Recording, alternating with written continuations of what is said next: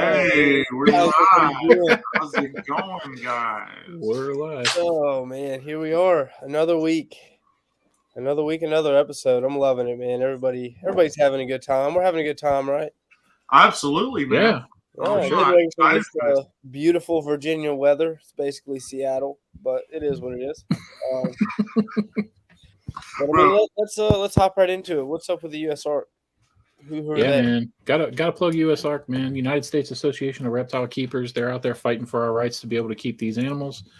As you well may know, if you've watched us before, we do it every single time. Go to usark.org, man. Become a member. If you keep reptiles, consider it your dues for keeping reptiles.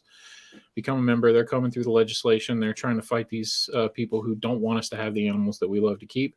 And there are a lot of those people out there, and they are in the pockets of the people who make the rules. So definitely do that. Go to usark.org. We got a link down in the description, and check that out. Yeah. Definitely. For sure. Sorry. Ooh, I was prepared to speak, but my body wasn't letting me. So, what's everybody been up to for the last week? Gabe, you're prepping for the move. Nick, what? Yeah, absolutely. I'm still prepping for the move. Yeah, prepping for the move, taking care of geckos. Just taking care of geckos pretty much, man. Still waiting on some more eggs. Other than that, not too much else. Working on my my thesis, obviously. Waiting to hear if I'm going to get a... Oh, yeah, and guess what? Yeah, it's your birthday, isn't it, huh? Thanks. Wasn't going to say anything about it, but Very all right. Nice. Very nice. That was perfect. Love Yeah, you. Thank man. you. That was perfect. Happy That was birthday perfect. to you. Yeah, it's my birthday That was today. amazing. You know, what it is what it is. I got it. I'm old as shit, but, you know. You're 35. Fairly. Ooh, Fairly dang, bro. Calling you out, man. But All good. yeah, You're not getting much. to that age. What was it I said earlier? Where it just shrivels up and falls off? Yeah, pretty much. Pretty much. Get done. Yeah. I'm right there with you, man. Nothing new really going on here. Just trying to get some stuff together with the reptile room upstairs. So that's still kind of under construction for now. As you can see, I'm sitting on my couch again. So here we are. But without further ado, our very special guest. I'm not going to do it. I'm not going to mess your name up. It's Frank Colacicco. Yeah. Hey. Hey, There you go. What's up, man? how's it Yo, going? guys. You didn't mess it up. Welcome. How you say it? Yeah. Yeah, pretty good job. So, Cool. Thank you guys for having me. Stoked. yeah, Thanks for coming joining, on, man. man. How's the weather where you're at? Man, the weather where I'm at it's crazy. I live in Santa Cruz, California, which is kind of the central coast of California, and it's super nice in the day and it's super cold at night. So it'll be like, it's crazy. It's so weird, man. It's super nice blue sky, 75 degrees in the day, and the second it gets dark, bro, it's friggin' like right now. I don't know what it is right now. It's probably 45 right now, but tonight it'll probably touch freezing. Some nights get like 30s, 30, even like 30 flat. Holy And moly. the next morning, super warm. So a lot of my reptiles, like I'll bring them out in the day, and then I got to bring them in at night. There's a few I leave outside overnight, which are good, but for the most part, I got to bring them in every night, which is a pain in the ass. And down in LA, where I used to live, that wasn't really an issue. You know, I could keep stuff outside 365 really in Los Angeles, but up here's a different story. It's an absolutely beautiful place to live, but the weather's a little bit crazy. Yeah, sounds like it. Jeez. It's like Dude, that's kind of how the weather's been here lately too, huh?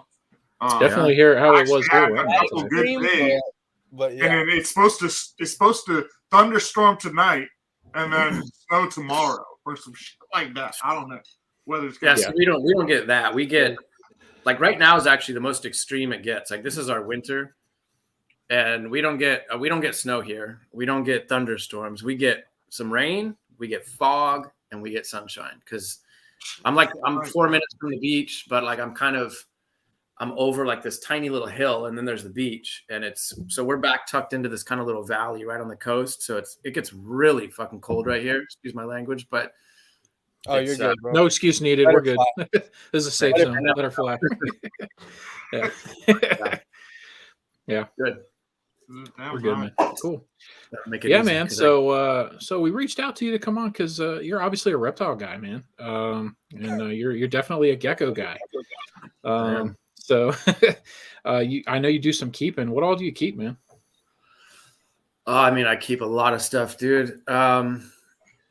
I mean, do you guys do Latin names? Do you do common names? What do you? We can do whatever you want. Speak your We mind. may or may not know them, but just throw them out Okay. there. But We definitely like I mean, Latin.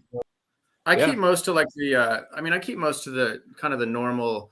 Keep a lot of Nephris, which are the knobtail geckos. I keep a lot of Oedura, which are the velvet geckos.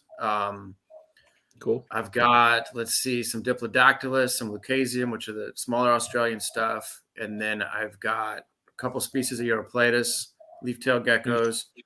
I've got a bunch of Euromastics, which I cool. breed. What else do I have? Like a lot of stuff. A lot of Strophoris, which are the spiny-tail geckos. I've got some Agurnia. Okay. The skinks from Australia. Yeah, Is that what those are? Yeah. Yeah, those And guys. I've got both of the beaded lizard. I got Exasperatum and Horridum, which are the two Mexican beaded lizard species. I've got a couple species of Xenosaurus. I keep some Crotalus, some native California rattlesnakes, Coleonyx, Pristurus, which are scorpion tail geckos. I've got some Chameleons. I've got some crazy Pristodactylus and Leolamus, which are some Argentinian and Chilean lizards. And I've got some anoles. I've got some frogs, some Latoria splendida, which is the splendid Australian tree frog, which is huge. It's like a White's tree frog, but white spots all over them. Super rare. Oh, wow. Oh, that's What else do I have? I've got some different species of Algaria, which are alligator lizards. Okay. I think that's probably about it. Nice. I mean, I have a bunch more. I just can't remember. What kind of Monty geckos, stuff like that. what kind of chameleons you got? I've got Jackson's chameleons right now. I just keep them outside, and they breed, and the babies do pretty well. I'm thinking about actually. I really want to get some of the real big stuff. Like I want to get some like Australetti and maybe some Varicosas, like the big Madagascar ones. Yep. Oh yeah. But I don't know. Chameleons are like, I always want to get them. And then when I get them, I'm like, dude, why did you get these? This kind of sucks. But I'm trying. That's kind of how I feel about my emerald tree boa, man. Like, dude, that's what I'm saying. like, that's freaking beautiful, but it's like, it sits there. It's like a little green bundle on a branch. It's like, man, you're lucky you're even green. And when you try to do something, it's a painting that dies if you don't feed it. Yeah, right? Pretty much. Yeah, it's like there's a lot of species like that, dude. I do it all the time. Yeah. I mean, Europlatus, the leaf-tail geckos, or something like that with me. Like, yeah, I love them, and then I get them, and I'm like, these things are such a pain in the ass. And then, but this time I'm trying to work through that. I'm trying to stick with stuff. I mean, from what I hear, they're heartbreakers, anyways. Like, dude, they'll just die. Yeah, we've heard that from several people where they just are doing really good and then they just up and die. Yeah, it For no happens. apparent reason. I mean, I've had so much shit do that though. I mean, I've had Chihuahua do that. I've had Leachianas do that. I've had the Gomet, bro. I've been keeping geckos for freaking 30 years, and I've had everything up and die on me. But yeah, some are more than Europlatus they're just if your parameters aren't like super sick, they'll die straight up. Yeah. See, I've wanted to try them, but I don't know, man. I don't do well. I mean, they're cool and all. It's sad as hell for me. You just gotta you gotta keep them pretty cool and humid, and they're just a pain, dude. You gotta kind of get either really good stock or just really be on your game in terms of imports. Like know what to look for, and people are like, well, what do you look for? And it's kind of like, dude, it's almost you just over the years after keeping stuff, you just kind of build. I don't know. Just know, yeah. You just you're like, I can't really explain what's going on with this one, but something's up, and this one's doing some weird shit. And I don't know why. You know what? I had that happen to me not too long ago. Yeah. We got a gecko, and I was so freaking excited. She was gorgeous, and Yeah, she was cool. she was fine, man. And then like a week later, I sit there. I tell my girl, I was like, "There's something funny about that gecko, man. I don't know what it is, but something funny is going on with her. She just didn't seem like as alert or something like that, like." The next day I come in because it was the next day to feed. Dead at the bottom of the tub. Nope. I'm telling you, man. Dude, it sucks, but it does happen. And at least you kind of, it's coming. You kind of do. And sometimes you're pleasantly surprised. You're like, oh, I was wrong. And other times you're like, fucking, I knew it, dude. I knew that shit. It freaking sucks every time. There's that one time that it sucks that you're right. For sure. Totally. So that's a wide range of species and shit, man. So you got a lot of stuff, and we talked a little bit before this, and you were talking about what you do, for a living and stuff, and part of that is obviously reptiles. So you breed and sell reptiles. I actually didn't know that. I thought you were mainly just a kind of an all around keeper. Or do you? Man, I mean, no, I'm very quiet in terms of in hobby because I don't, a lot of the people are just too much for me. I'm not like, sure. I mean, trust me, I'm a reptile guy through and through, but at the same time, I'm not I don't eat, sleep and breathe and need to like constantly be talking about reptiles. And so like a lot of my friends aren't reptile people. But I mean, I do have some good reptile friend people, but I mean, generally, man, I don't like a lot of the stuff that I breed and is sold before it hatches. I don't need to post stuff. I'm not trying to within a circle. Yeah, people, and I'm just not trying to like get into these funny little arguments or conversations on these Facebook pages and shit. And like I said, like you guys are talking all this old shit. I'm old. I'm 42 years old, and I've been keeping Gecko literally. Oh man, way to make the guests feel welcome, right? There you go, right? My bad. My bad. No, it's all good. No. It's dude. Trust me. I still feel. You're 42 years young, man. There you go. Yeah. I'm not gonna lie. I would have never guessed that. No. Nobody does. They're always like, "Yo, I thought you were like 30." It's like, well, straight up, bro. Well, that's a good thing, man. I've been around, dude. But I bred my first geckos. I bred tokays when I was 11 years old. So when people say like, "Yo, you like," when I can say like, "No, I've been breeding geckos for 30 fucking years, a long ass time. I've had everything. Like, I've kept literally everything." And I'm sure they look at you like, bro, like you're not even 30. What are you talking? Right? Yeah. Because you've been doing it since the day you were born. Like, you're 30 years old, right? No. I got photos, homie, like for real. And so I've seen it all. I've kept it all, and I've seen all the people come and go. All the old time dudes. I've seen them come. I've seen the guys that stick around. I've seen the guys that didn't. I've seen them go. I've known all of them, and it just works for me better to just kind of just stay on the back burner, do my thing. I import and export a lot of animals for a lot of different people, and so you talk to a lot of the people that are active and selling stuff.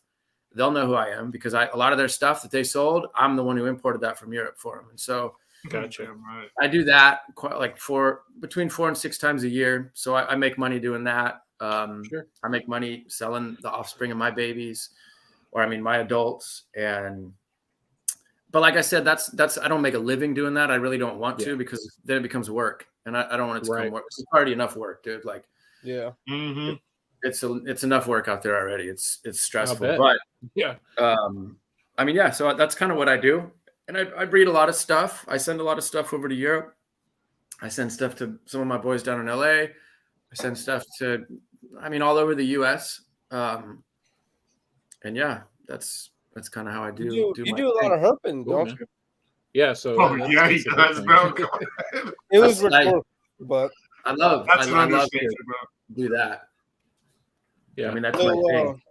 That's probably going to be the longest segment, but let's get a rundown of where you've been, where you want to go. I know you've got a hand in a lot of different stuff, so I'd like to hear about some of your favorite experiences, Yeah, so I've been, I don't know, I'm going to forget some of these. I'll probably forget, but I've been to, let's see. So a lot of the places I've been to like many times. So like Southern Africa. the countries of like South Africa, Namibia, Botswana, Lesotho, Swaziland, Namibia. I think I already said Namibia. I've been to those countries like 6 times, like 6 separate trips to Southern Africa. I've been down there, and then like Oman, Middle East area. I've been over there like 6 or 7 times, and then down to Mexico, I don't know how many times, and the Caribbean, Trinidad and Tobago, Puerto Rico, obviously Costa Rica. I've done Spain and Germany and Italy, and like I said, Oman, United Arab Emirates, Qatar, Ecuador. Let's see what else. Panama. Man, that's. I mean, yeah, there's a lot of countries. Australia, obviously. Yeah, I forgot. Yeah, Australia. Yeah, I mean, a lot of countries, man, and then all around the U.S. Like we're blessed to have like some sick reptiles around here. So going to Arizona, going to Southern California, going to Texas. There's always somewhere to herp. Like I can go out in my yard right now and go find friggin' 5 species of amphibians, like right over there by the trees. So yeah. You ever go to the Carolinas and look for the salamanders there? There's so many freaking salamanders in North Carolina, man. And I haven't, but I'd like to. I mean, dude, I've really. That's what's funny is I've never been to the East Coast besides Florida. Yeah, never been. I live in West Virginia. We're like second in the number. I think we have 34 species here. That's crazy. We got some crazy. We're your like complete opposites. We're in east, like the coast of Virginia, like the beach is right there. Yeah, and that's rad though. I mean, the Atlantic Ocean's killer. I mean, it's warm, and I mean, you guys have epic reptiles too. You guys have more reptiles than we do. Like you guys are the ones who go out and have like 50 snake days. I go out and bust my ass and find 3 snakes. Oh. So I've never had a 50 snake day. Maybe I'm just bad. Me neither. I was about to say that. I guess we're not planning to work hard enough, buddy. I mean, I've seen some dudes. Maybe it's not like the Carolinas, but definitely like friggin'. Oh yeah. Right in that area. Maybe even Midwest. Like those fools get crazy snakes. They're flipping boards and there's like 8 rat snakes under one board, and it's like what? Yeah. You watch, I think, is it NKF herping or NFK herping? Yeah, Noah. Yeah. Channel, yeah, his herping videos are insane. Yeah, that's that right. dude, He takes a phone, I think, and he just walks around and flips logs and just finds. Yeah, cool. He's a herp magnet, dude. Like he finds everything.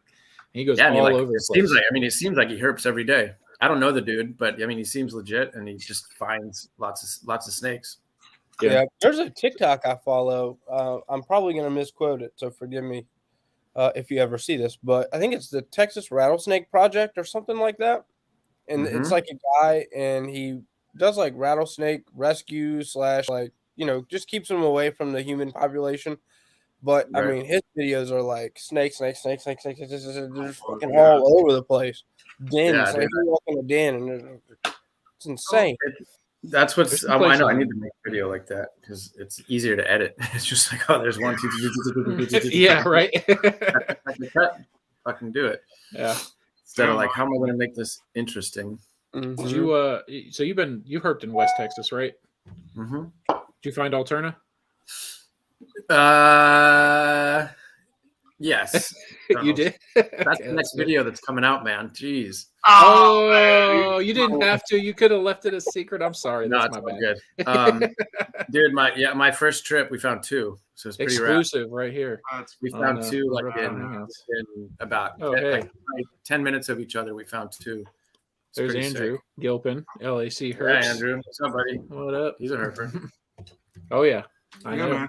So, I guess a question, as somebody who's been around the world and stuff like that, and I'm sure you've seen a lot of species that you keep in the wild, I mean, how does that affect the way that you keep as a hobbyist? Like, because I'm sure that because you've seen certain species of animals and stuff like that in the wild, that in your mind, you may be like, shit, we're keeping it along in the hobby or, no, totally.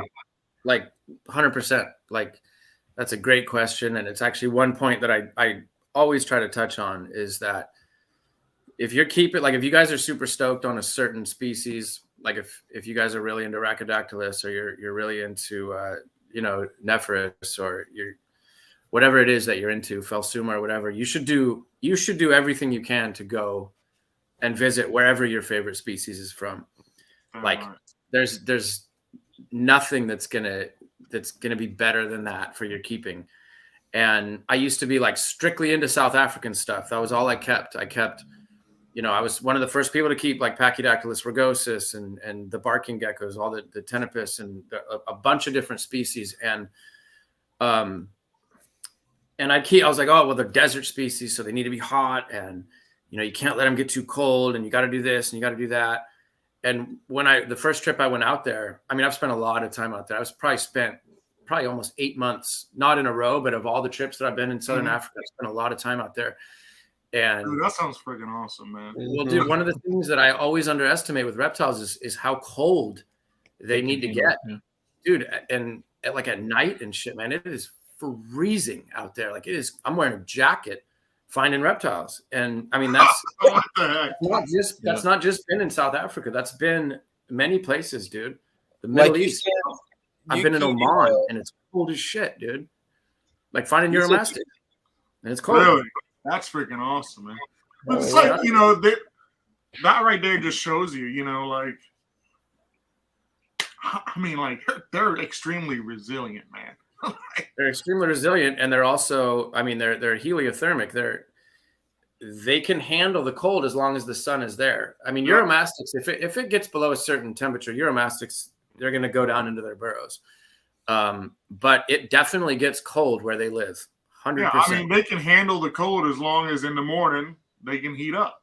As long as they can heat up, yeah. And they don't have a belly full of food and it's, 40 degrees. Because then even in the wild, they're in trouble if that shit happens. And it occasionally does.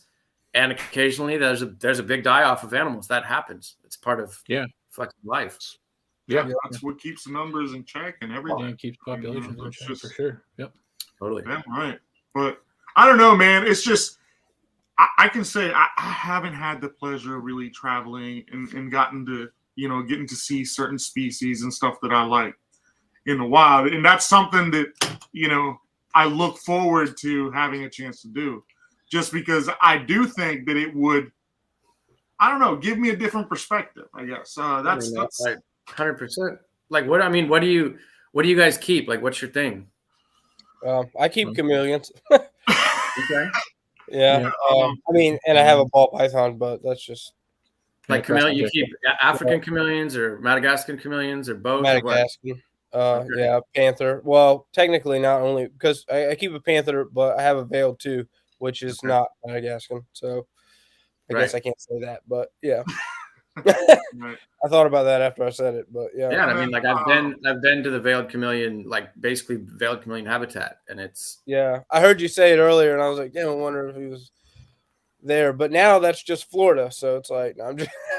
I mean, well, yeah, it is, but at the same time, bro, it couldn't be further from Florida because it's the straight desert, like with trees and shit. It's like I mean, they can live in Florida because obviously they're a very adaptable animal, but their habitat in the wild is what's called wadis, which are these like, it's basically a riverbed going through a fucking gnarly desert. So you'll have a gnarly, inhospitable desert, and then you'll have a water source with like bushes and trees and shit, and the chameleons, they live right there. Yeah, like I heard they basically have like a 10-month life cycle or something like that. Like a lot of chameleons. I mean, veileds are actually one of those. They can live a little bit longer, but I mean, there's some Madagascar chameleons that. I mean, I'm talking about basically from where they come from, because they basically all freaking die.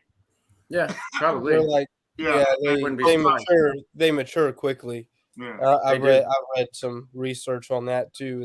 That's why they reach their colors real early and stuff like that. Yeah, chameleons can breed at 5 to 6 months of age. Veils. There's other smaller chameleons in Madagascar that their whole lifespan is like 12 months. Period. Mm-hmm. Born, breed, die, 12 months, like a fucking insect. Mm-hmm. That's crazy. Yeah, that's insane. I mean, Nick, what do you keep? Some of your Brachysias, some of your Brachysias don't live that long. No, they don't. Unfortunately, that's why I don't keep those things, because I like them. But me too, man. I love them. They're really cool for sure. Yeah, little chameleons. I don't know, man. I keep a whatchamacallit. I kind of got a variety of stuff, man. I got I like big lizards, man. Like, and so I got like Asian water monitor, and I got some tegus. I got a Burmese python. Just like I like the big herps, you know. Like I like something that I can really. Yeah, of course. A lot really of people handle, do. Man. Impressive stuff. I don't have nothing like crazy rare, but I love my animals, man. I just love the big lizards. That's what matters. Keep what you like, man. Yeah. Totally. Like, I would like to get into some like tree monitors and stuff like that, but just a little out of my budget. I was gonna say those are money. Yeah. Those are cool though. Those are dope. They're definitely badass. And how about you, Nick? Yeah, these days I'm mostly into the new cow stuff. I have quite a few crested geckos, not a ton of breeding pairs right now. Currently, I've only got 3 pairs of cresties this year going and a pair of gargs. But I'm looking to get some more gargs for sure. Got a really nice super blotch female. Want to probably try to get a male for her at some point. She's still growing up. I got a pair of Pine Island Chihuahuas, which I love. They're probably my favorite geckos I have right now. They're super cool. And I'll try to pair them next year. See if I can produce some Chihuahuas. I got a pair of Kolachiko metratus, Central American bandits. I love those guys, man. They are so cool. They're almost like little monitor lizards. They're super inquisitive and just like really deliberate with all their little movements when the light goes off and they start moving around. Really cool. Yeah, totally. Literally all the Kolachiko are really neat. They're all like that. They're really I kind of chalked them up to like a little mini leopard gecko at first, but I don't know. I feel like they're cooler than leopards. Honestly, I kept leopards for a long time. Right. I just wonder how cool leopard geckos would be if they were rare. People would trip the fuck out on them. Dude. Well, yeah, I mean, and leopard geckos are awesome. This is one of the first geckos. It was one of the first reptiles I ever thought about having. My dad found out about them when I was a kid. This was years before I ever had a reptile. He bought me a book, and I read it like I was supposed to, so that I could get one. But then I didn't get one. But then it was years and years before I got my first reptile, which ended up being a water dragon. But I kept some leopards. I worked with some leopards for a while. I bred them for a little bit. And then, I do what a lot of people do when life changes and I downsize. Yep. And then, when I moved here to go back to school and grad school, I got reptile sick. If you can get like that, it's kind of like being homesick. It's like, I need some reptiles in my life. So I got a crested gecko and then I got another crested gecko and then it's evolved into this. I'm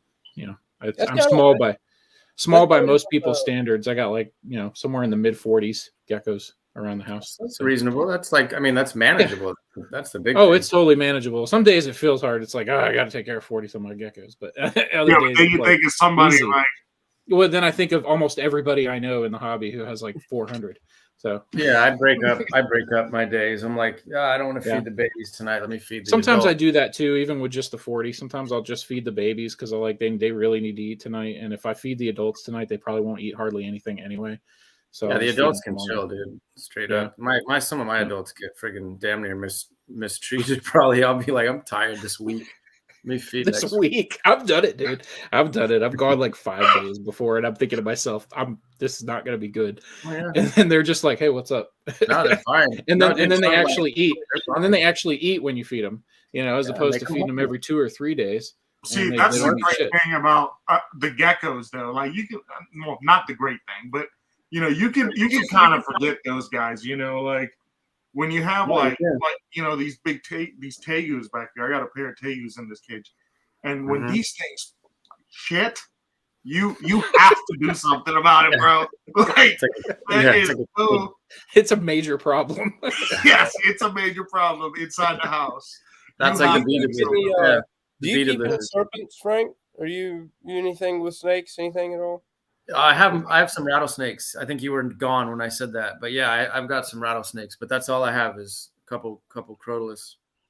Just some rattlesnakes. Just some rattlesnakes. Like they're no big deal. That's pretty cool. Which species do you have? Did you have some from rattlesnakes out by the Lamborghini in the bag? Don't worry about that. No. Yeah, I mean in California, I'm only allowed to keep native venomous. I can't keep anything venomous unless it's native. Okay. Or for whatever reason, thank friggin' the powers that be that we're allowed to keep beaded lizards, which I don't understand it, but I'm not arguing with it. Right. But yeah, it's speckled. It's Crotalus pyrus, speckled rattlesnake. So I have Those a are pair of beautiful. those. Yeah. And then I mean, I Like, get snakes here and there, man. But my problem is like we discussed, like snakes, dude. They're the biggest culprit for me to be like, oh, I'm gonna get these, and then I get them, and I'm like, this sucks. Like I don't even know why. I know. Like So, I'm trying to take care of them, and because I've gotten some dope snakes, dude. Like I've gotten I got a pair of Angolan pythons. I was like, oh, these are gonna be rad. Wow.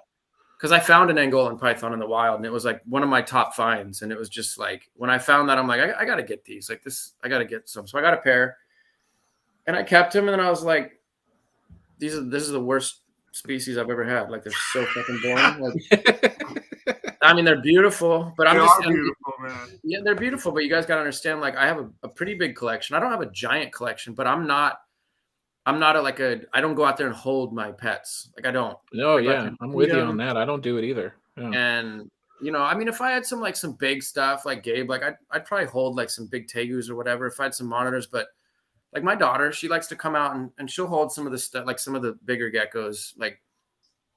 But I don't hold my shit, and so like with snakes, I guess you kind of almost have to hold them. You either have to hold them, or they need to be in a really dope, like.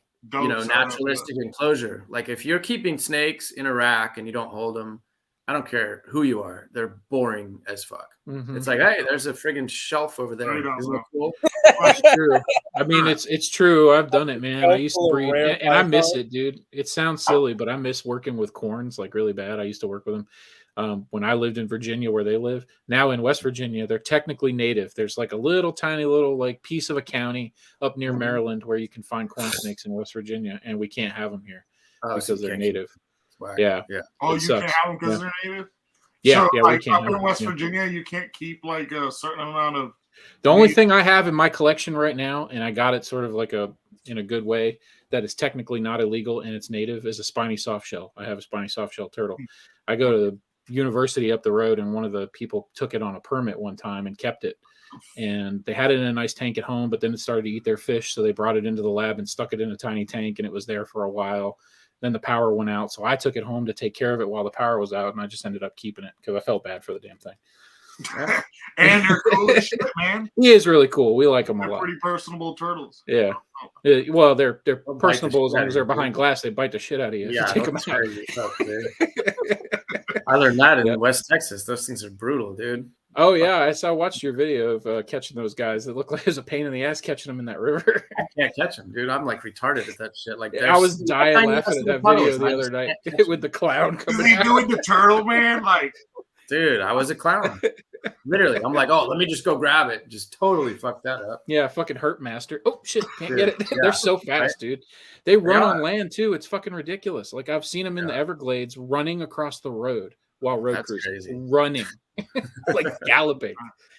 Wow. Yeah, they're. I mean, it was cool, but dude, yeah, those things were hard to catch. I didn't get one. We got a question from Andrew. Hold on one second. What's up, Andrew?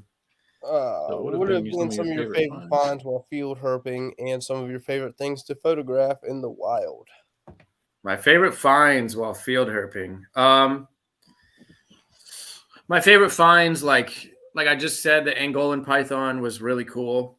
I didn't keep Angolan pythons at the time, but just the whole situation, like being where I was, right on the border of Angola and Namibia, on this crazy waterfall, these giant baobab trees, elephants had just come through. Like shit was just so bizarre and crazy, dude. And I go out at night and I'm like tripping out because I'm thinking there are leopards around. And when I go herping, I don't have guides. I don't have like guns. I don't have anything. It's me with a flashlight, like herping. And so I'm out there on this cliff face and I just looked down, dude. And I saw like a snake. And I was like, at first I'm like, fuck, is that like a branch? And I'm like, dude, that's a snake. And so I had to kind of go down this cliff. And I was just like, the whole time I was going down it, I was just praying. I'm like, please do not be a fucking African rock python. Please, please, please, please. I got down there, dude, and it was an Angolan python. And it was so fucking, it was magical. It was sick, dude. It was so cool. So that was definitely one of them. And let's see, finding like a Euromastix Thomasi or Tomasi in the wild was pretty fucking neat. Now I've found quite a few of them, so it's not, but the first one was really fucking cool. Yeah, that would be amazing. I've always loved Euros, man. Seeing awesome Euromastix in the wild is just like, to me, there's something just really crazy about it because it's. I mean, yeah, it sounds super trippy. Like you just wouldn't expect so to see far them. away, and you know they're from like war-torn countries, and all of a sudden, you're there and you're finding them, and it's like, this is fucking cool. So I think Euromastics are definitely one of my top finds, and then also, just being in Australia and seeing all that stuff that we keep. I know Andrew's kept some of that stuff back in the past.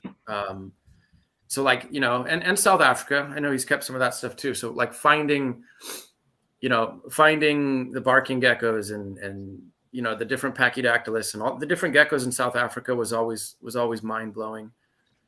And I mean, finding a web-footed gecko for the first time was nuts. That was another one where you can't really explain it until you see one. Like, it's cool. Just, I mean, it's like the question that Andrew asked. That's why I do this. It's because I chase that question.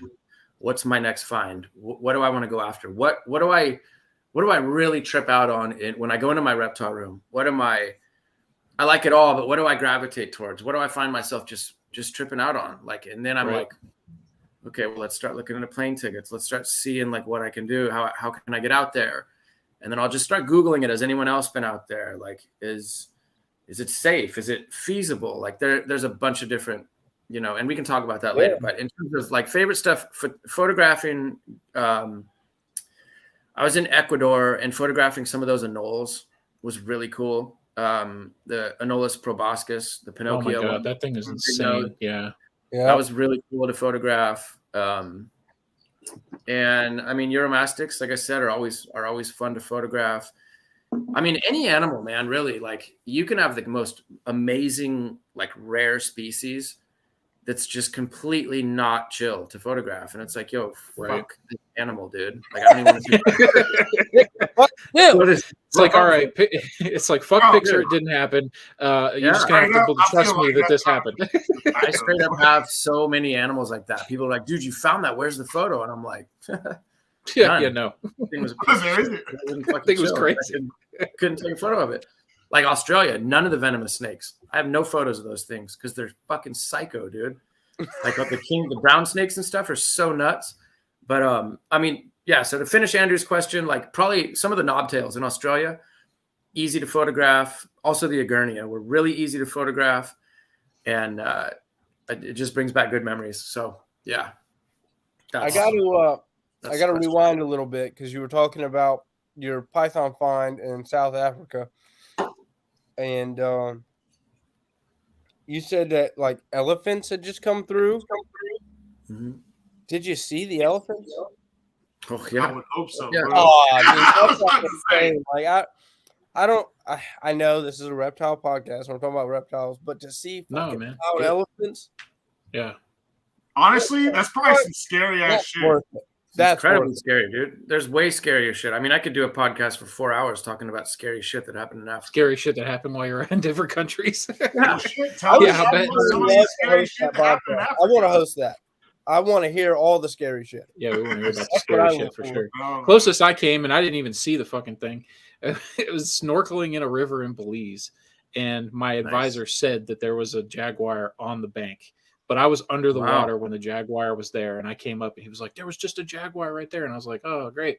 It's just like the fucking harpy eagle all over again. The harpy eagle flew over while we were snorkeling in the river during the day, and I wear glasses. And I know. And I had no glasses on, and I looked up, and I saw this fucking blurry-ass bird fly over, and I was like, all right, cool. All right, that's Craig too. So next time you're in the jungle, don't snorkel. I herped, man. It was bad, dude. It was really bad. It was bad. That was a country I forgot though. I've been to Belize, so I forgot to add that one. Belize is rad. Where were you?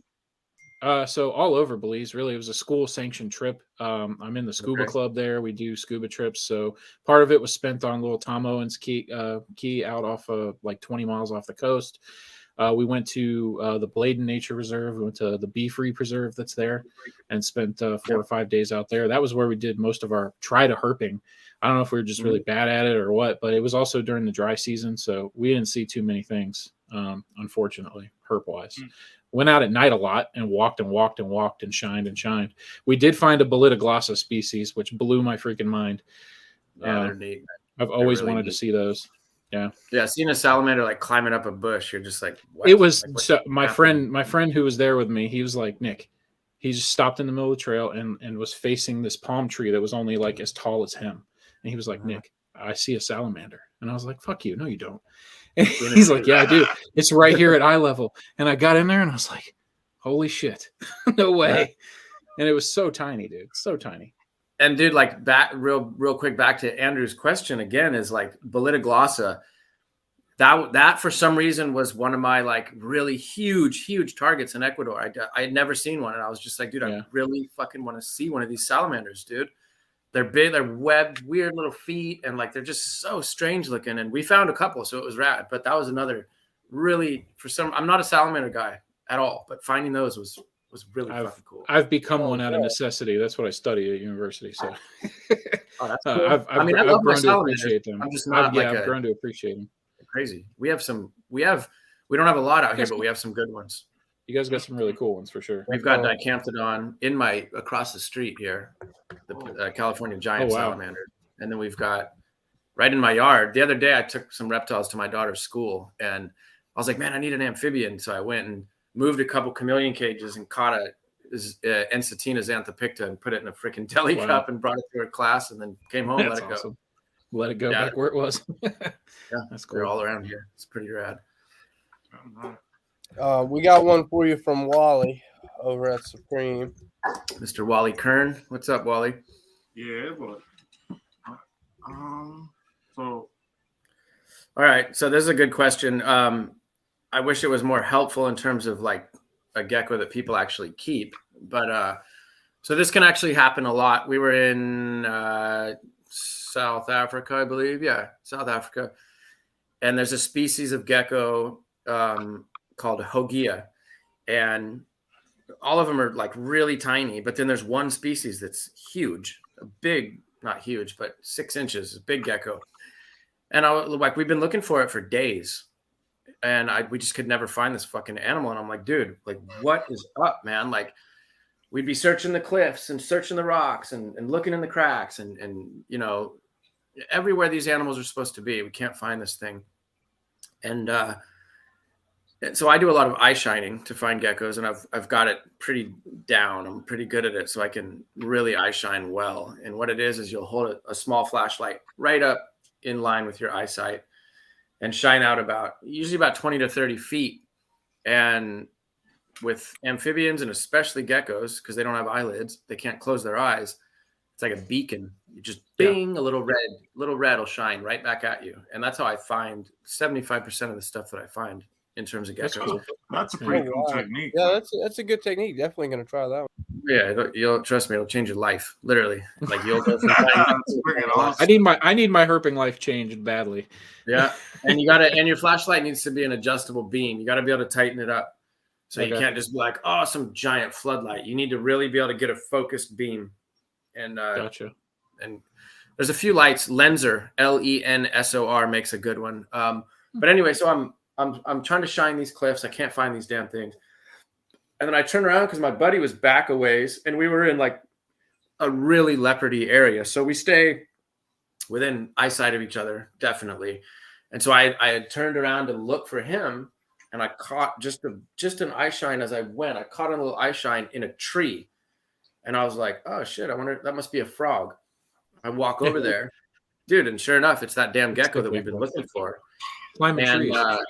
And dude, I started eye shining the trees. We found like 15 of them in 20 minutes. And so we had just been looking, and like the habitat was just completely wrong that we'd been looking in.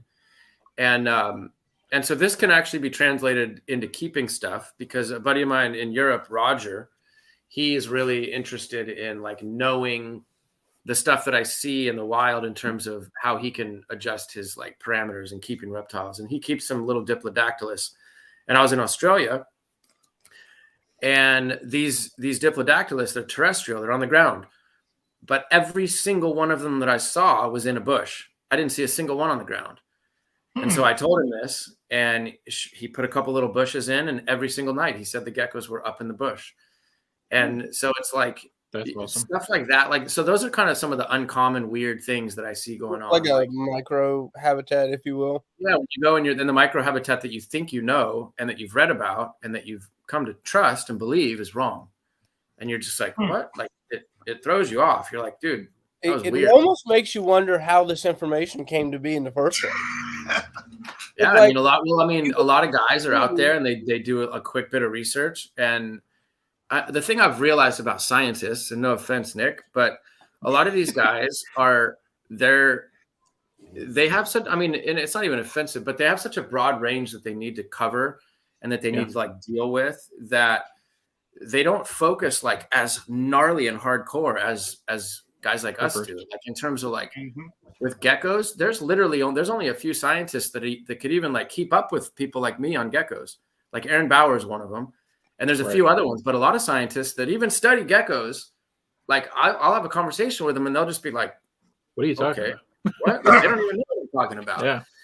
And so it takes a really like, and I guess the other thing is like a lot of these guys are getting paid to do this. And at some point it does become a job. And for me, I'm paying my own money to do this. And so it's a labor of love, man. And so when you're doing something because you love it, I just feel like you're that much more into it and just so psyched on it.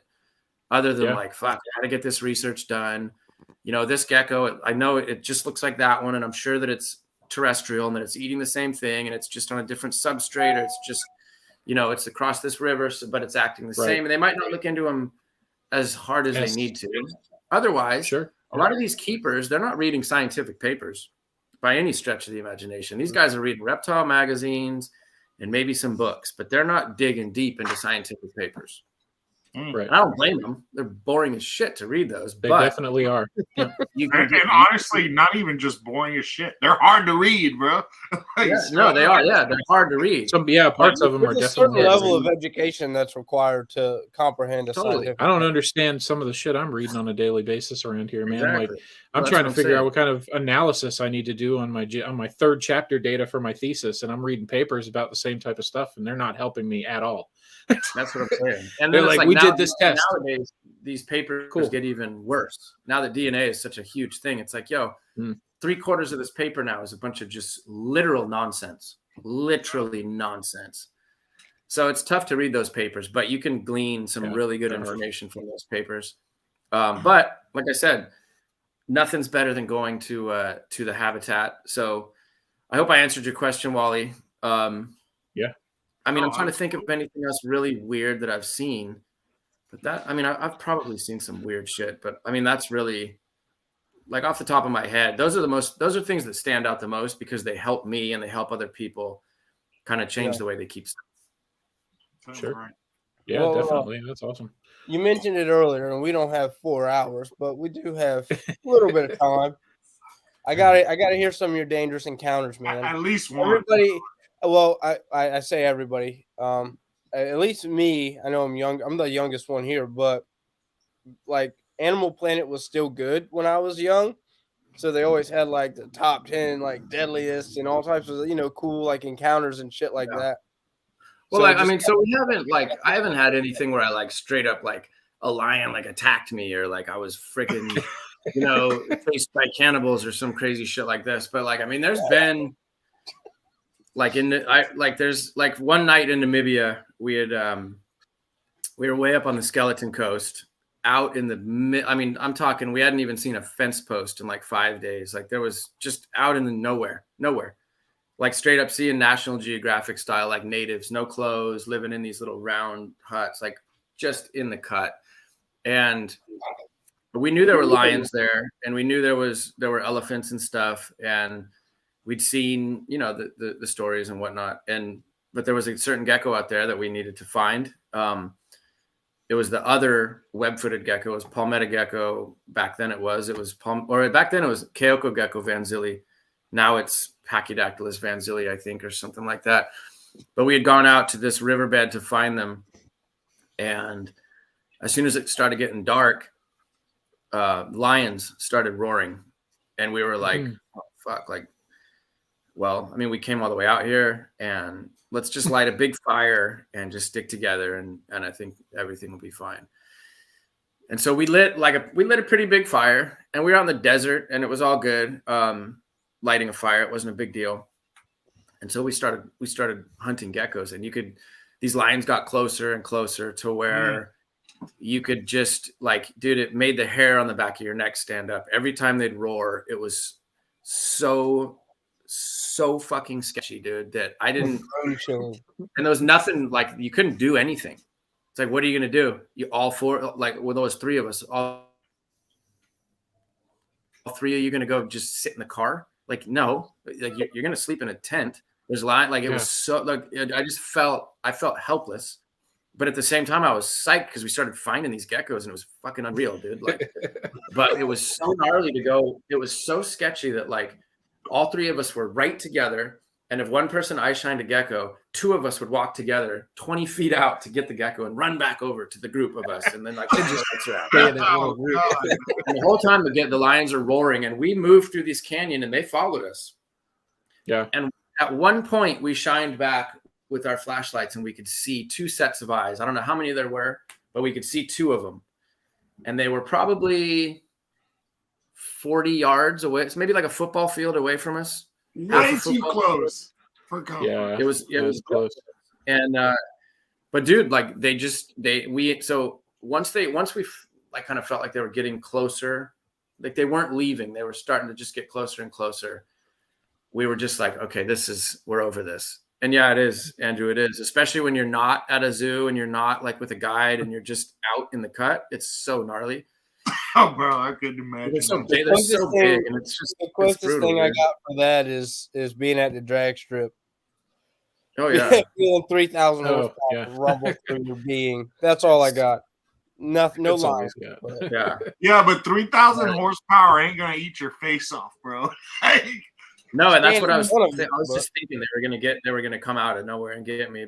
And then that night just didn't end. Dude, that night was so gnarly. And so we kind of like migrated back to our camp, and dude, it was so crazy. Like, it was so, I don't even remember what my mind state was and why I did this, but it's funny as fuck. They were roaring around us, and I just couldn't even go to sleep. So I was like, well, fuck it. Let's just take some Ambien, which is like a drug. And we ate fucking Ambien, and we're sitting around this campfire. And I guess you're supposed to like take Ambien like straight up in bed to like go to sleep immediately. Yeah, man. I found out later that if you take Ambien and try to stay awake, it's like an actual, people do that shit. Because I started you'll hallucinate and shit. Oh, I did, big time. I'm sitting in the chair, and I look at my buddy, I'm like, man, where'd all these people come from, dude? And he's just like, what are you talking about, dude? And I'm just like, I don't know, man. Like, and I was, dude, it was messed up. And then spotted hyenas started coming, and they're usually not a huge problem. They'll come around like the outskirts of the camp and do their little yipping and shit, laugh and shit. You can usually throw rocks at them, and as long as you're going to be in a vehicle or in a tent, they generally don't mess with you. It's kind of like camping. If you have bears, you want to make sure you don't have a bunch of food and shit around. Yeah. But that night was just gnarly. And I was just like, by the next, like, I went to bed, like, I don't know if I'm waking up. Like, there's definitely lions roaring, like every 5 or 6 minutes we're getting pelted by lion roars. But we woke up and it was all good. And we walked out and we saw their tracks, and they came probably about within 20 feet of our tent and kind of checked it out. You could tell like big paw prints, and then nothing ever happened after that. And then another night we saw a leopard, but it didn't, like, dude, it was so crazy. There's more leopard. I'll tell you a real hectic story.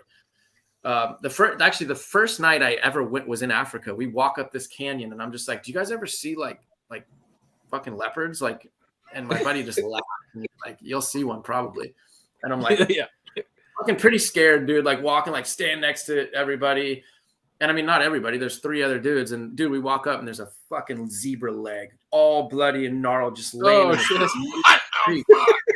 First night ever in Africa, bro. Talk about your ominous signs. Bro, I'm surprised you didn't get back in a plane, man. Like, dude, and I'm not talking like an old gnarled zebra leg. This leg was like straight blood on it, like just wet blood, like we scared something off the thing. They just ripped that shit off. Like, Dude. that, And then Somewhere another there's time, there's a 3-legged zebra hobbling around. dude, or a carcass somewhere. All right, Yeah. one more story. Last story. This one's not super scary, but it's pretty radical. We were hiking up this canyon, I think in Namibia, and there was a big flat rock, and I think a armadillo lizard had gone underneath this rock. No, not an armadillo lizard. Some gecko had gone underneath there. I try to lift this rock up, and the whole slab of the rock slides down and just boom, lands on my foot, dude, like super gnarly. And dude, it was the weirdest thing. I went into shock. Like, it was crazy. Like, I'm like sitting, like, it hurt really bad. And I was like, man, like, I don't know what happened. Like, a rock just fell on my foot. Now I feel like I'm going to die. Like, dude, I was getting tunnel vision and I'm all tingly. And shit. I'm just like, yo, I didn't know you could die from like something falling on your foot, but I don't know what the fuck's going on, dude.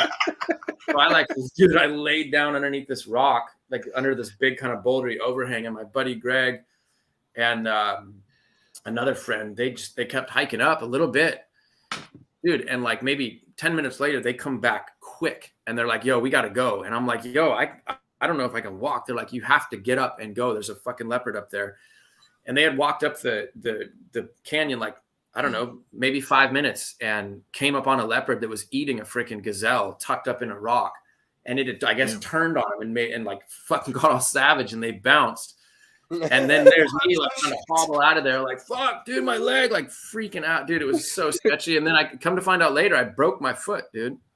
Yeah. But I lived. Yeah. And this was, I found this out like 2 years later. I went to the doctor for, I'd actually broken my ankle snowboarding, and I go in and he's like, dude, you're friggin', I can't remember if they're metacarpals or metatarsals or whatever they are, the long bones in your foot. He's like, dude, 2 of them are all crooked. Like, what happened? And I was like, I had a rock fall on my foot. I big ass rock fell on my foot. You straight up thugged it out the rest of the time in Africa with a. Dude, it was weird. It didn't really hurt. Like, it hurt really bad when it happened. But I mean, if I had a shoe on nice and tight, it felt legit.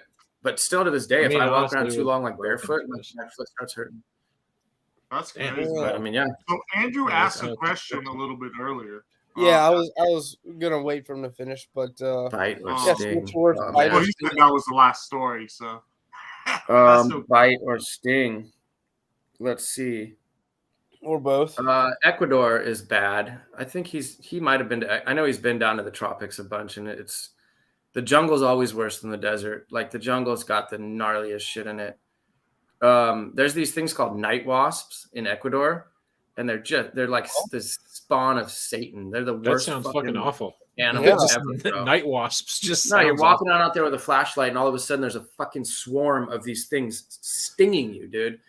Like, Jesus. Relentlessly, and you can't fucking see them. And they're not small, bro. They're fucking. Where's the camera? They're big, and they're just stinging the fuck out of you, dude. What the fuck? And then you got to turn your light off and just sit there and let them keep stinging you until they decide to leave. And then they'll finally bounce. Good. Turn your light back on and keep going. And then freaking whack, you get stung up again. It's like, dude, it's maddening. So that was definitely one of the worst ones. But dude, I've been pretty damn lucky. I've gotten some gnarly ticks and shit in Africa. I probably have some sketchy ass diseases because I've had some big ticks. I've never been bitten by anything venomous. My buddy Greg got tagged by a dude, you better knock on some wood, like right now.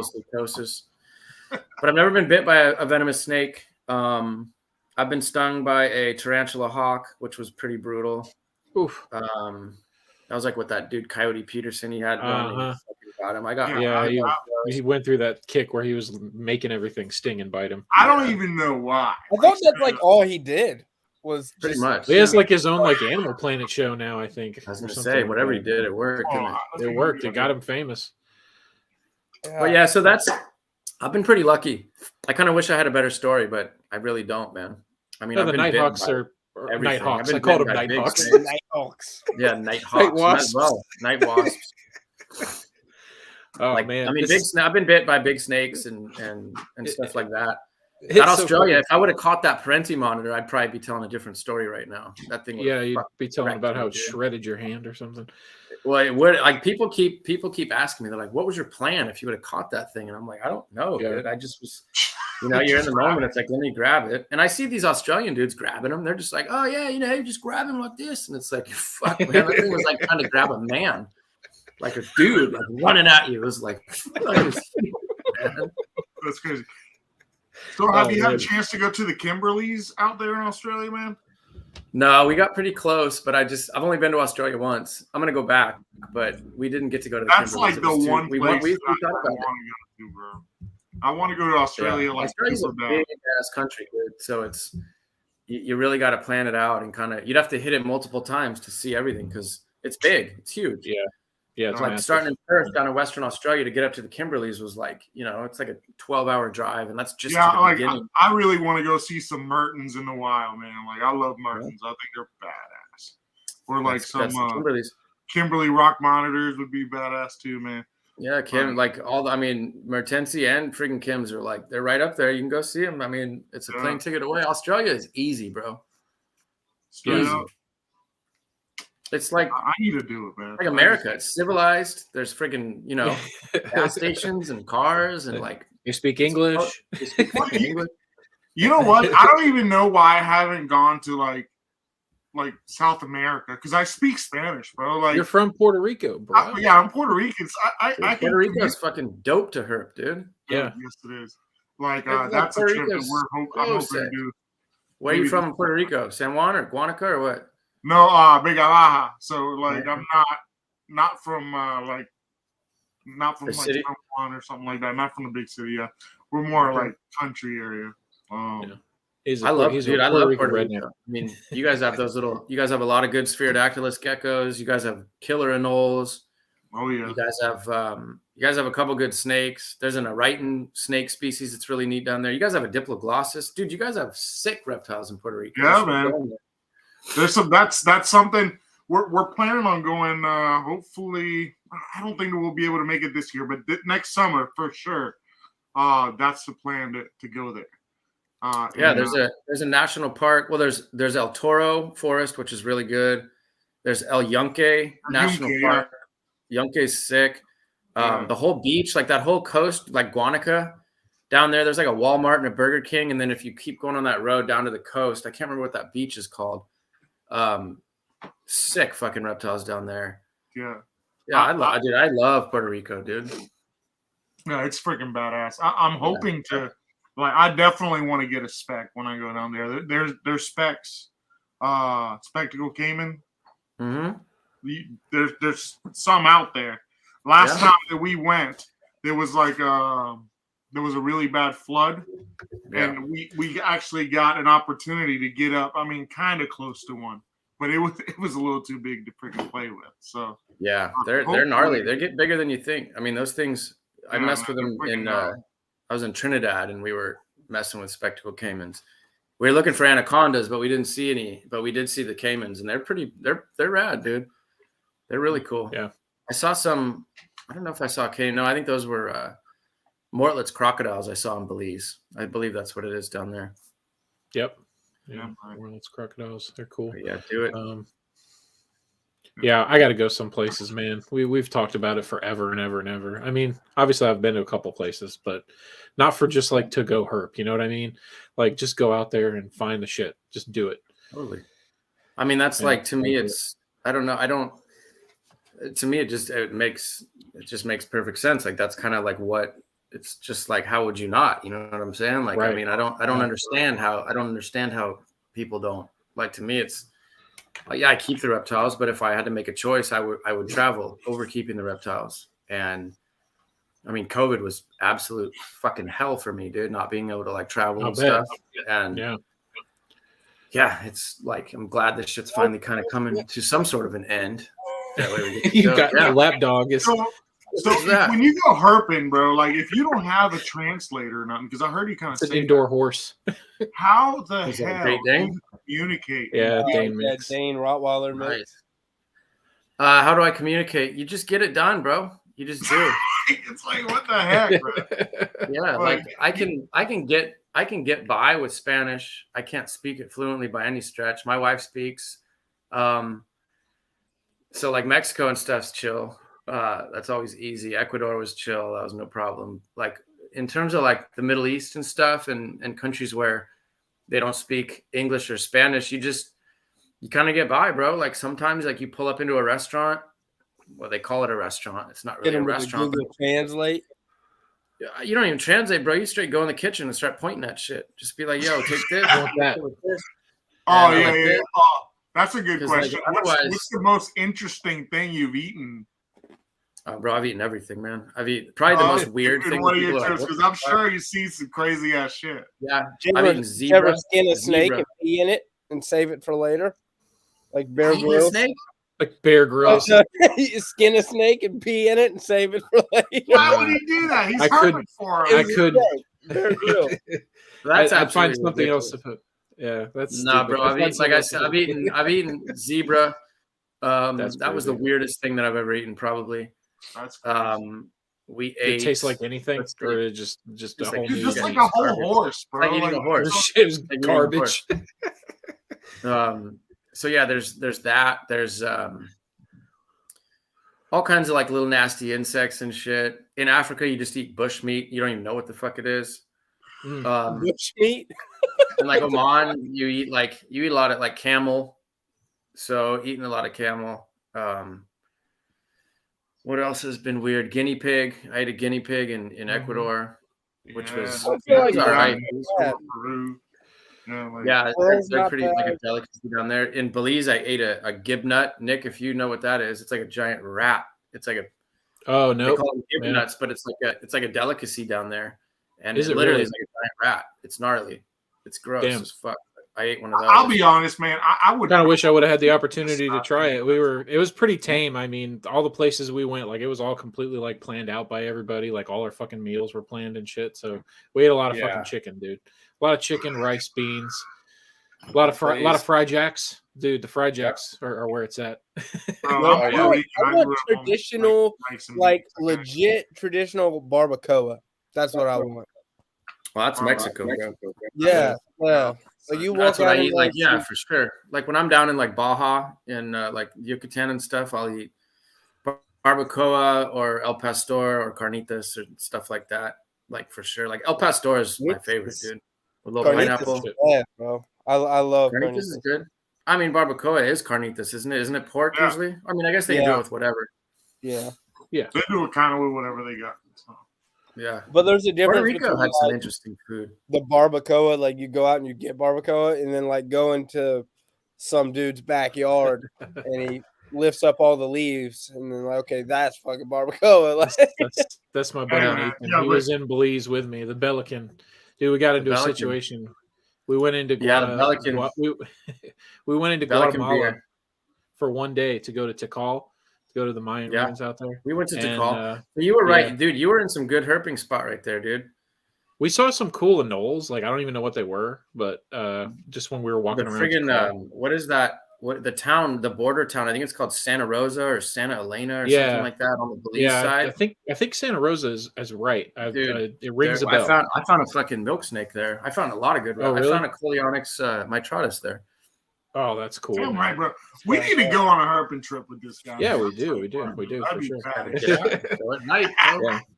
But we went into Guatemala and we had a guide for Tikal. You know, this guy was going to take us out, and he gave us a gallo, one of the beers from Guatemala on the way back, and we were saying that it's it's just as good as Pelican. He looked at me dead in the eyes and don't fucking talk about Pelican again. There's some problems between Guatemala and Belize. They don't really like each other too much. There's literally like billboards and stuff on the way in that are like, you Guatemalas leave us Belize alone, or you Belize leave us Guatemalans alone, and shit like that. Like they do not like each other, bro.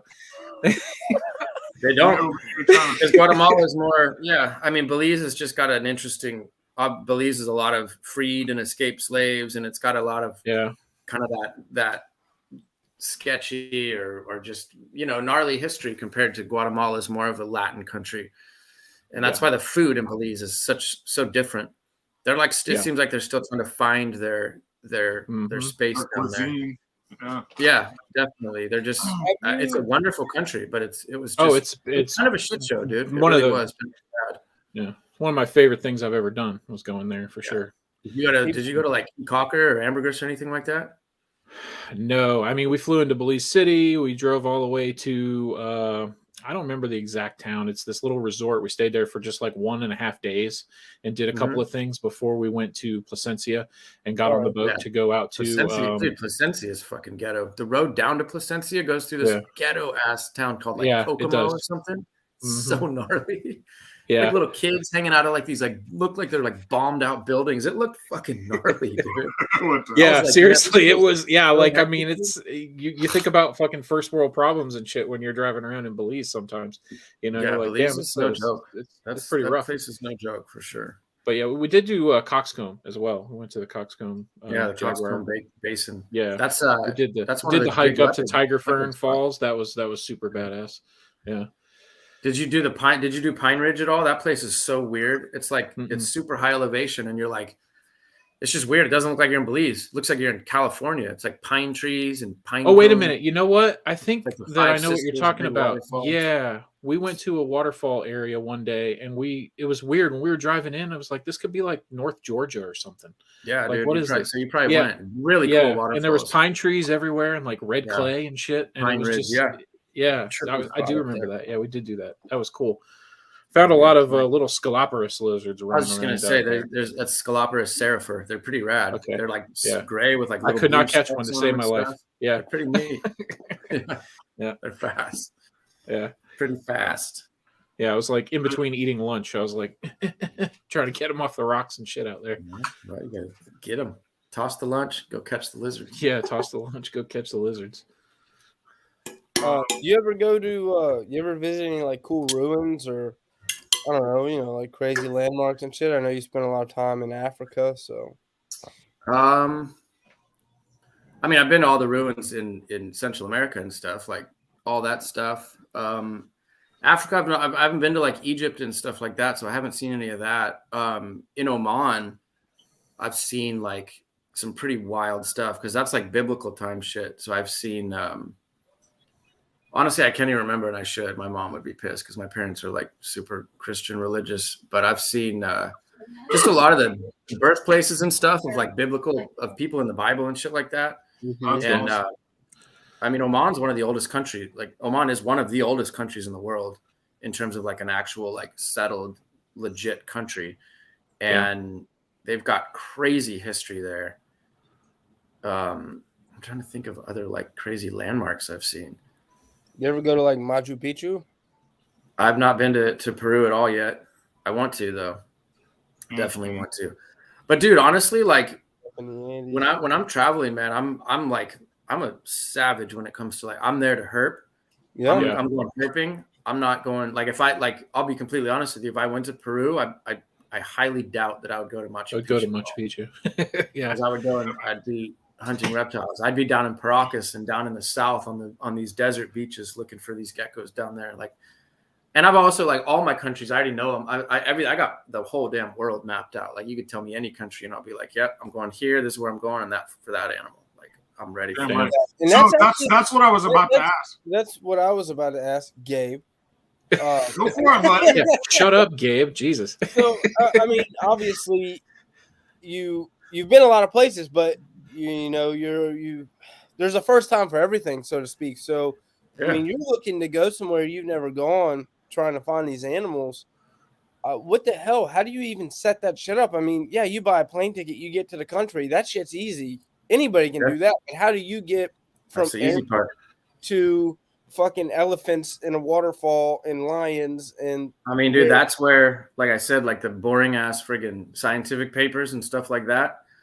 I mean, you start with the easy stuff. You start with fucking Google, go on the internet, look stuff up, and see what you can find. There's plenty of resources on the internet, and you can get basic ideas of where these animals are from. Because, I mean, if you're like, oh, I want to go find crested geckos, let me fly to New Caledonia and I'll just go and find them. You're not gonna find them. I guarantee it. No. You need to look into where they are. You need to find out. You need to read. Exactly. Yeah, you got to read. Yeah. You got to read Bauer's books. You got to read, different papers. You really got to research shit. So, like, for instance, like one of my upcoming trips. It's not even planned yet. I don't know when it'll be, but I'm going to go down to Chile, and there's a couple lizard species I need to find in Chile, and so I start with my books. I go to my bookcase. I got a big ass bookcase full of crazy field guides that I've collected over all the years. So I start with my books. I go through my books. I see what I can find there. And then I start looking at older magazines and I start Googling things and I start looking. iNaturalist is a great place to look. The scientific papers are just like, nowadays they're actually, since assholes have smuggled so much stuff, now they're like starting to obscure the locality, so you can't really find them anymore. But dude, in older papers, I was wondering about they would that. legitimately be like, "Yo, we found this lizard. Here's the exact GPS points," because that was part of describing a species. And so you can find these old papers and just be like, "Fucking bam, there it is, done." Now, like you said, it's like now all you got to do is buy a plane ticket, rent a car, figure out where you're going to sleep. How do you get transportation in a fucking off the wall third world country? They all do. They all got freaking car rentals. They got away. They all got car rentals. You see it on TV, and I don't have anything to go on other than TV. But like whenever somebody's in like a crazy remote place, they're always driving like a fucking 5-speed Range Rover. Yeah, that's because that's always the same car. That's because they got a friggin' fat budget, dude. You should see me driving through Namibia in a fucking Corolla, bro. Like popping tires like crazy. I mean, it just depends, bro. If I don't have money, and I mean luckily I have a little bit more money than I used to have, but like, bro, back when I used to travel, I'd be like on a straight shoestring budget, man. So it'd be like when I'd go to rent a car, I wouldn't even be looking at anything other than the absolute cheapest car I could rent. And I would rent that, and that would have to do.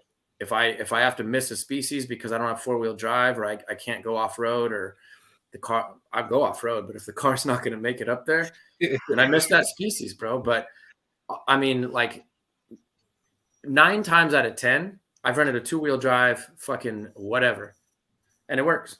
I get where I need to go. Just fucking. There's paved roads, damn near everywhere, dude. And I mean, some countries now, you know, I got a little bit more money now. I can get an SUV or whatever. And my man Andrew asking the important questions: how you get gas? Gas can be good. You got to plan it out, bro. Like you really got to plan it out. Bottles of vodka with you. Great. Yeah. You can. I mean, you can get jerry cans, but I mean, honestly, man, like it's 2022, dude. There's gas stations out there, bro. Like, I mean, you can't be an idiot. It's not like America. Like there are stretches where it's like, I like in America, there's basically like, it seems like it's almost a law. Like you can't have a stretch that's long enough to make somebody run out of gas. In Africa, there are like, you go on that road without like a 30-gallon gas tank, bro, you will run out of gas because you will not make it to the next gas station. So you got to understand that. You can't just be like, oh, well, Google said it's only this far. Like when I started going on these trips, bro, there wasn't no fucking Google Maps and shit. I had a straight up, I still have it. It's so badass. I'll keep it forever. This book from Southern Africa, this map book that's just tattered from just flipping pages, constantly looking at the distance. How far is it? It's 260 kilometers to the next gas station. And we just got gas. So we should have 300 miles on our tank. So we're good. We can make it. And if you have like once you get up into Namibia, there's some freaking 500-kilometer stretches without a gas station. And that's where the jerry can. You grab 2 5-gallon jerry cans, you fill them up, you toss them in the back, and you make it happen, dude. And then, sometimes you run into a spot where you're like, oh, there's a gas station. You get there and they don't have any gas. And you get to spend the night there because their gas isn't coming till tomorrow. That's happened to me multiple times. And that just is what it is, dude. It doesn't happen it hasn't happened to me in a while, but it happened to me back in the day. And then in Australia, man, it's really crazy because there's some of that shit going down in Australia too. And the other thing about Australia's like, it's like America in the 80s. Like shit shuts down. It's not 24 hours. So gas stations, they'll just fucking close at like 8 at night. And so if you're out herping or you're trying to get somewhere far and that gas station is closed, like happened to us, bro, we camped just out in the middle of nowhere because we weren't going to make it to the next gas station that was open. And the one we were trying to make it closed. Yeah. So we were fucked. That's crazy. You ever get gas from water bottles from the locals? Gas in water bottles from the locals? 100%. Yeah, Ochirawango. I'll always remember that. Ochirawango is in northern Namibia. And they'd give you, you'd get in those little like 1-quart milk jugs, they'd give you gas. So you bought gas there and you buy it and you get it in a supermarket. was pretty What was rad. I was that, $5 a quart? I don't even, dude. I honestly don't even remember the price, but I was like, "What is this shit?" It's like cooking oil, and the lady's like, "No, petrol." And I was like, "Petrol," and then I was like, "Oh, it's like fucking gas. Fucking gas. And we bought like 8 of them, dude, and took them with us, and it was Thank great. you, Andrew. And you can start a fire with them if you need to, so it's pretty sick. Yeah, Andrew's keeping the shit alive. Thanks, buddy. Yeah, So, man. He's always good with the questions. Do Should be you doing like this. basically like pick like you're like I know earlier you said okay you look at what animal you have in your collection and you're like okay I'm gonna go see that, but in general Kind of sounds like you just want to see all of them. Like you pick the place that you're gonna go to first, or Nah, he's got to start with an animal, right? I mean, it totally depends, dude. Like that's kind of like, I mean, it's hard to explain. Like, so sometimes it's a friend of mine is like, "Hey, I'm going here. You should come," and I'll be like, "Can I make it?" And I'll check my schedule, talk to my wife. Yeah, I can make it. Yeah, let's do it. Other times it's like me being like, "Yo, I'm going here. Who's coming?" And other times it's like, yeah, it's like me being in the reptile room, just being like, yo, I really, really, really, really want to see these motherfucking things in the wild. Like I really, really, really want to see Europlatus in the wild, like in Madagascar. And Madagascar is not a big deal to get to, but the problem with Madagascar is that it's a totally different kind of trip than I want to do because you can't rent your own car in Madagascar. So you couldn't land in Tana and go out to fucking Avis and get a car. That doesn't happen there. You have to have a driver and they've got to drive you everywhere. And that just sounds super shitty to me. And so I've had tons of opportunities to go to Madagascar and I've just never went. And I don't know if I ever will because I can't get down like that. I don't want to.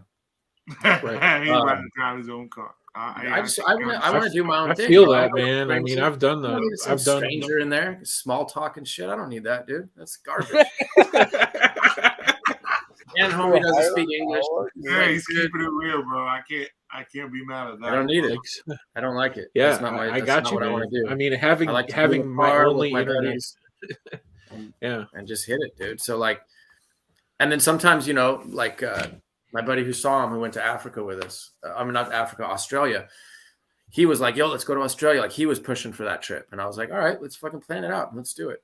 And so we planned it out and we did it. And so, I mean, like you guys have said, that like it's all fair game, dude. I'm not going to, besides like kind of Madagascar, like China, like that's like the main thing is like, if I can't drive myself around, if I can't move around freely on my own, I have no business being there. I'm not going to be there. Absolutely. I need to be on my own. I'm not lining up for no fucking tour.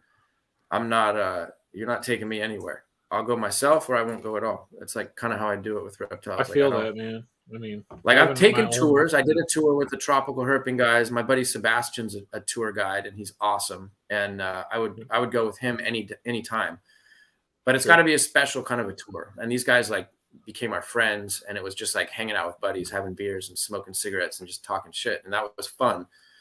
But like, I don't want some professional, like real crazy tour. That sounds so shitty to me. I'd literally rather be at home. I feel like having like a dude from the village kind of guide you around and get you where you need to go is different from like somebody like getting a passenger seat and you're going where I go. Like, I feel like that's totally different, Oh yeah, no. Like if I'm in a freaking crazy village and some dude comes up to me and he's like, "Hey, I know where these reptiles are. Let me show you."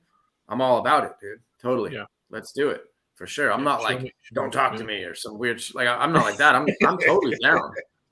I just I don't want to be led around the country for a week and a half at all. No, I want to find my own spot. I definitely want to look in the jungle by myself sometimes. I want to be on my own, man. I want to do the trip. That's part of the deal for me. Like that's part of the experience for me. And like you said, Nick, like when you were in Belize, you said you guys were like on this very structured fucking thing. And it's my only international experiences have been completely structured, and I've herped basically when I can. I mean, it's like, yo, I paid for this plane ticket. Like I'll herp when I want, dude. Yeah, I mean, and we did. I mean, but we also had all this. It was a school thing. It was literally the Belize trip was literally. It was literally for a college level course. Yeah, Like which my is professor, actually pretty rad because I wish. yeah, my professor does it. He does it like every couple of years. He calls it tropical ecology, and he goes to several different places. Belize just happened to be the one that I fell on, and I was more than happy to go. And see, now that you've been there, and now that you kind of know the ropes there, you could easily go back by yourself and run shit. Oh, I plan to 100%, man. Like I want to go back. I want to take the wife. I want to go down there. Yeah, and the brother. Let's go down there, man. You don't need to take your wife. I don't need to take her. Bro, he needs the security. What are you talking about? She says bullshit. No, I'm just kidding. Yeah. It's a joke. No, happy birthday, by the way. I saw she. Oh, thanks, man. Appreciate that. Right Yeah. I had no idea she was going to do that, but thank you. Appreciate that. Good taste. Yeah, very good. But yeah, I mean, dude, having the structured thing, it was cool because it was school. But yeah, like I haven't done anything like you've done, but I can totally get down with the feelings that you're expressing right now. You know, being able to just go and have the freedom to do what it is that you want to do. You know what I mean? Yeah, I mean, I think that's kind of like it's just like that's the heart of travel for me is like the adventure. Like, and it takes a part of the adventure out. And I mean, I get it. Like some places you need to have a guide, otherwise you're not going to find shit. Like in Ecuador, like getting into these jungle places and shit, we needed to have a guide because we wouldn't have been able to get into these reserves and shit without a guide. And that just is what it is. But like a lot of these countries, people kind of assume that like I have a guide, and it's like, hell no, I don't have a guide. Like what? Like, come on, dude. That's part of the fun, man. That's awesome. Totally. I do got to ask one more thing, though. You seem to have a lot of experience with traveling and family, and I don't know if you've seen any of the recent episodes or anything, but me and my wife recently just had our first child. What's Congrats. Like? Thank you. How do you go about trying to travel and go internationally and shit while you have like a young child? Like, how does that? Well, I mean, there's two ways to do it, and either take them or you leave them at home. Yeah. But like, I mean, it's like such a family dynamic thing that it's kind of a hard question to answer because I don't know your wife and I don't know your guys' kind of dynamic and how you roll. For me, I'm lucky to have a wife that's like, she's not into reptiles at all, but she's just down. She's down with my reptiles and she's down to travel and she's down to friggin' trudge through a pouring ass rain Ecuadorian jungle for me to be stoked and to look for reptiles. And she's down to take more of the load when I want to go on these trips and I need to, and I can't take them. Man, that's a fucking blessing, bro. Like, yeah, it is. Totally. It is. And that's kind of, I'm lucky in that sense because I know that not everybody's blessed with a wife like that. Like some wives are not, they're not into that. And that, she's not a bad chick if she's not into that, but it's going to make it more difficult. But if you have a good wife and your wife loves you, she'll get down with what you want to do. Yeah. It makes you happy, man. So, I want to go. Have to go. Yeah. She would have to go. Yeah, we'll take them. I mean, dude, I take them. Loves hiking, dude. Reptiles, dude. She loves all that shit. I took my wife to friggin' the Middle East. I've taken my wife to Ecuador. I've taken my wife and my daughter to Mexico 3 or 4 times. I took my wife to Trinidad and Tobago. She's been to friggin' to Europe and shit. Like, we've been all over the place. Like, she's gone with me plenty of times. But then other times, the kid has well, we have another one coming too, but this one has school or she can't make it or, there's things that happen. But for the most part, as long as I plan ahead and the relationship's in good standing and I'm not, just ignoring her and just herping constantly, she's psyched. And, it's a balance though. It's a give and take, man. You got to make sure they're stoked. You got to make sure that they either have some time wherever you guys go to do what they want to do, or, if they're not going to go with you, then make sure that you make it up to them some other way, however you do, and, keep them happy, dude. Because if they're letting you get happy, you got to keep them happy. So, I mean, it's pretty easy. But some dudes have, dysfunctional chicks that aren't at all down, and they're just like some dude. Luckily, none of us really do. I mean, we've got very supportive wives. I mean, absolutely.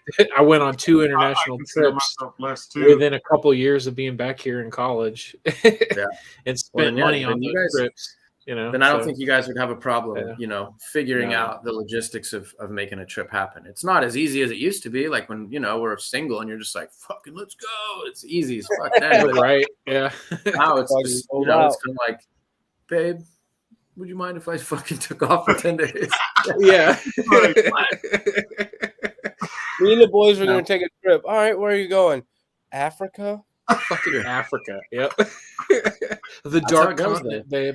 I mean, my girl's used to that shit. She doesn't even blink an eye now when I say like crazy ass countries. She's just like, okay, well, what about Maya, our daughter? And I'm like, well, my parents or your parents or fucking whatever, dude. We'll figure it out.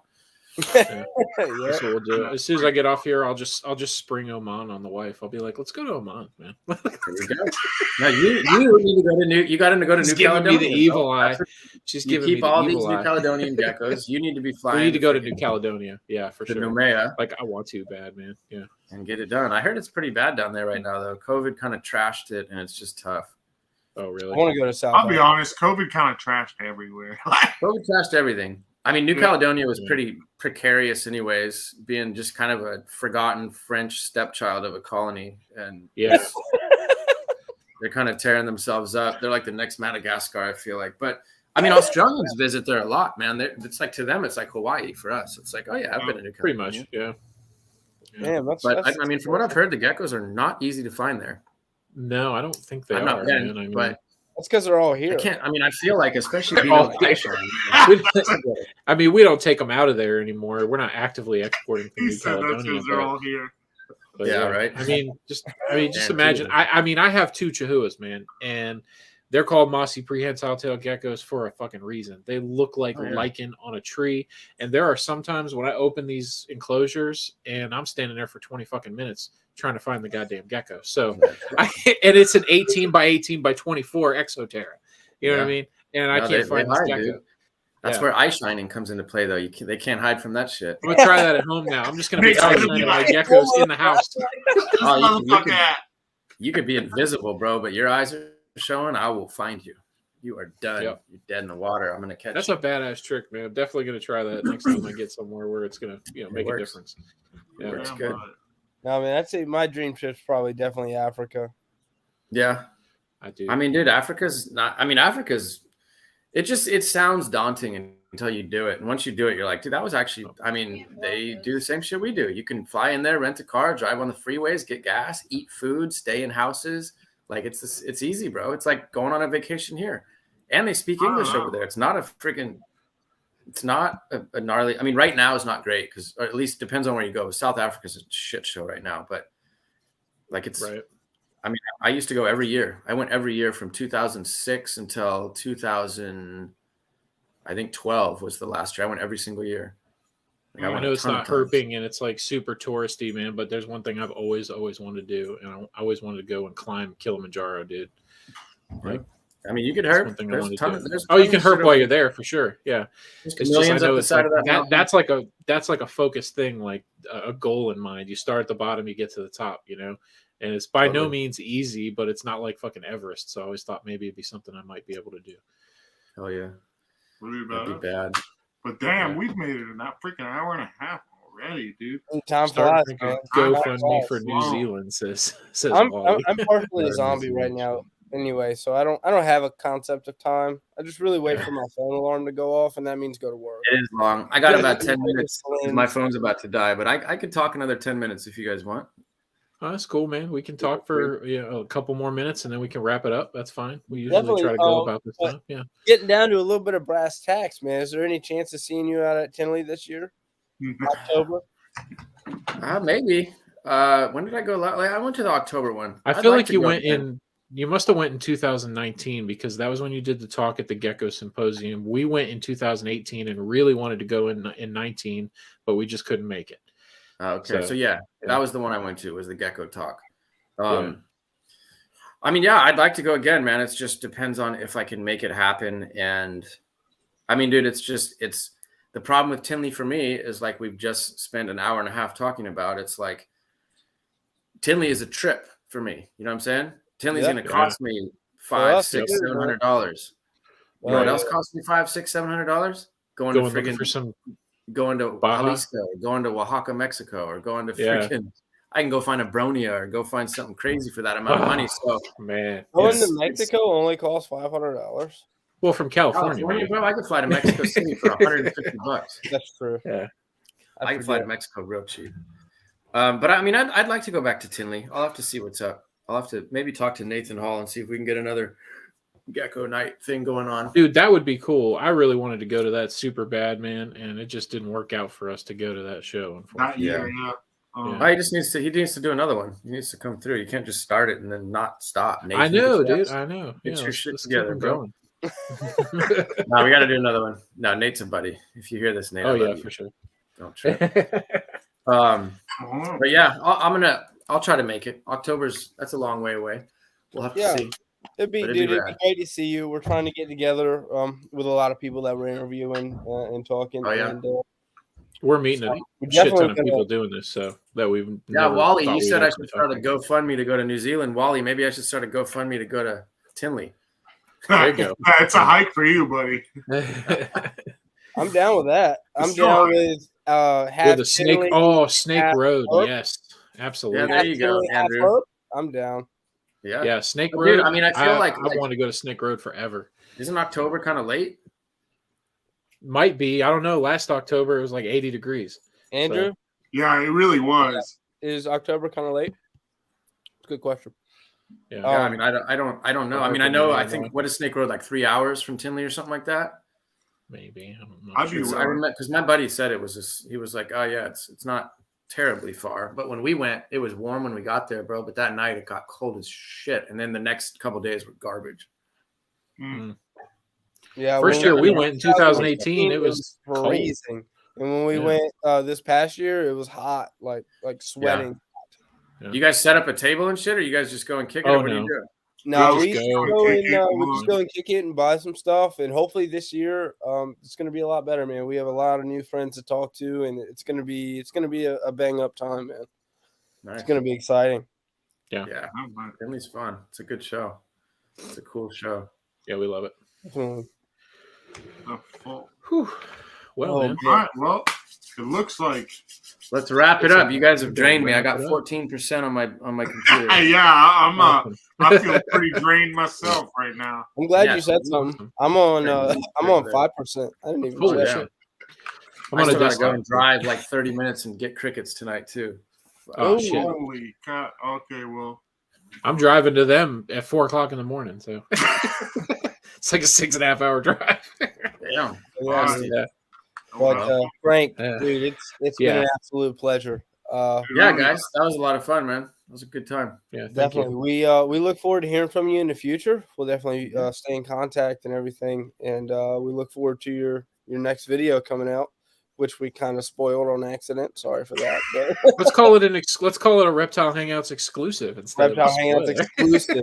You got to go back. It literally is. And for all those people listening, go check it out. Reptilian Diaries. I'm not dead. Yes, definitely do. I'm just like super busy and freaking life's crazy, man. And you just got to bear with me. I'm not one of those channels that is like, hey, we're doing this every week or every 2 weeks or every fucking month. Like I will make videos. It's a lot to keep up with, dude. We do these once a week. And it's a lot to go on trips and make this shit. So yeah, like literally for me to make a video, most of my videos I have to go on a trip. Like that's kind of what my channel is. And so just keep that in mind and bear with me. And if I decide to stop the channel, I'll straight make a video saying, hey guys, you unsubscribe. Don't trip on me anymore.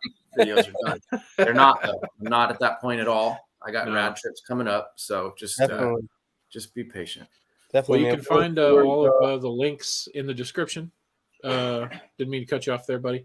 You can find the link to Reptilian Diaries on YouTube in the description. Also, the Instagram for Reptilian Diaries. So if you're watching now or later, check out Frank's Instagram and YouTube. The shit will blow your mind. Very cool. Yes, it will. Okay, so shit on there. Frank Colacicco from Reptile Diaries, thank you very much for hanging out tonight. Nick said everything I was about to say. So Frank's hanging out and we're hanging out, and Andrew said he enjoyed hanging out. So we'll see you next week on Reptile Hangouts. All right. Have a good night.